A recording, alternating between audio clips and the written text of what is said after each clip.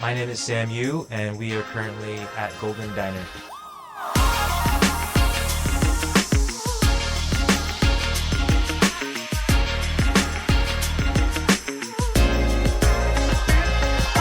So yeah, this neighborhood specifically where we're at in Chinatown is called Two Bridges, where it's the east part of Chinatown and the southern part of the Lower East Side where they connect. We're directly under the Manhattan Bridge, which is why you'll hear rumbling as you do now. But it's all part of the charm and the grit of where we are in true New York. Right now we have 32 seats inside the restaurant and about another 20 seats in our outdoor patio. We'll do anywhere between about 200 people will come in through our doors on a regular day. And then for brunches, we're significantly busier, where we'll have, 350 people come in between 10 and 4, and also do a lot of takeout and delivery. So we're very fortunate and blessed to, be hitting and resonating with the community and guests that we meant to serve. I like to say that this is an Asian American diner. Often you grow up, you go to Greek diners, Jewish diners, but because I'm the owner, this is an Asian American diner. I believe that this diner is different from other diners primarily because of our food and beverage offerings. We offer a lot of things that other restaurants just generally don't, but specifically diners. We do take a base of classic diner dishes, but we reinterpret them by pulling from my experiences growing up in New York as a chef, but also the neighborhood, Chinatown, Lower East Side, Little Italy. We pull a lot of influence and inspiration in our dishes from our neighborhood. Yeah, same goes with our drinks. For example, we have a makgeolli horchata, which the Lower East Side used to be a lot more heavily Hispanic community. So we try to pull from that, but also pull from my background, Korean, which makgeolli is the traditional rice alcoholic beverage.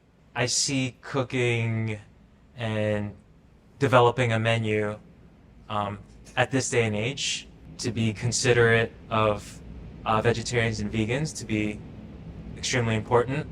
Primarily, first off, just for myself, as I'm getting older, I try to eat less proteins and meats and try to eat more vegetables. And also, I feel like the market and our demographic specifically wants more vegan and vegetarian dishes. So we're very open to what our customers have to say. So I think it's a testament of what our guests want. I think even before the pandemic, the trend has been less meat, more vegetables. Vegan restaurants, vegan CPG products have been much more ubiquitous just in our grocery stores and in our neighborhoods. But more than that, I feel like diners they expect vegan options. Like even in a regular menu, I think, you go to Chipotle, Burger King, they're all offering Impossible burgers, and that says something that these huge billion-dollar corporations are taking note of vegetarian and vegan options. Our diners specifically care definitely about their health, but also they're conscious about what's going on in the world and in our local communities, and understand the effects that big meat has on the world, on the land. Primarily, when we have specials on our menu, we try to showcase and work with the local farmers in Union Square that have beautiful seasonal product out, whether it's the spring or fall. And when we have these specials, we try to use as many products from the local farms as much as possible. I think the main thing is truly understand the product that you're working with.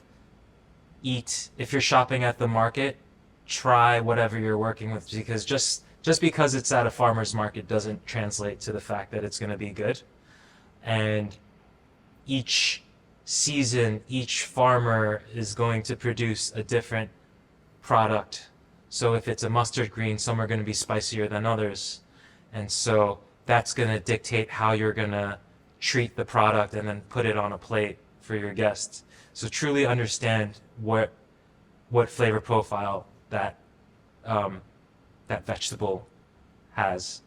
Understand the importance of water content, because water often washes away flavor, which is not necessarily a bad thing, but use that to your advantage and understand that, if you are going to use a cucumber, then you might need to up your dressing or your salts or whatever it is that you're serving it with.